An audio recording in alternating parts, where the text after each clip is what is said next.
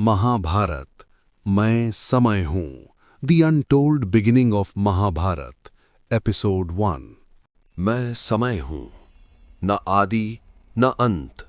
मैंने जन्म लेते देवताओं को देखा है और मिटते हुए साम्राज्यों को भी। आज मैं तुम्हें कोई कहानी नहीं बल्कि इतिहास का वो सत्य सुनाने जा रहा हूँ जिसे हर युग ने जिया है। ये महाभारत है, लेकिन ये केवल भारत के एक युद्ध की कथा नहीं है। ये मानव स्वभाव की कहानी है। ये धर्म और अधर्म के बीच चलने वाला शाश्वत युद्ध है। मैंने दुर्योधन को भी देखा है और अर्जुन को भी।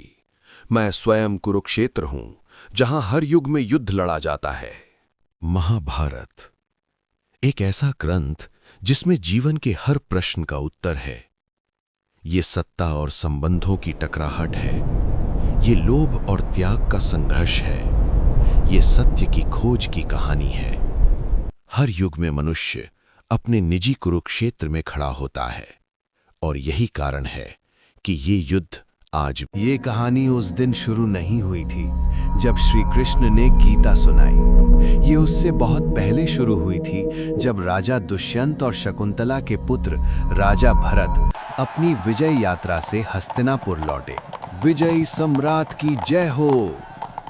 भरत ने भारतवर्ष की सीमाएं हिमालय से समुद्र तक फैलाईं, लेकिन उनकी सबसे बड़ी विजय भूमि नहीं थी।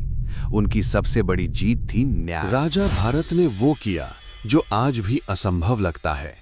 उन्होंने कहा, राजा जन्म से नहीं, योग्यता से बनता है।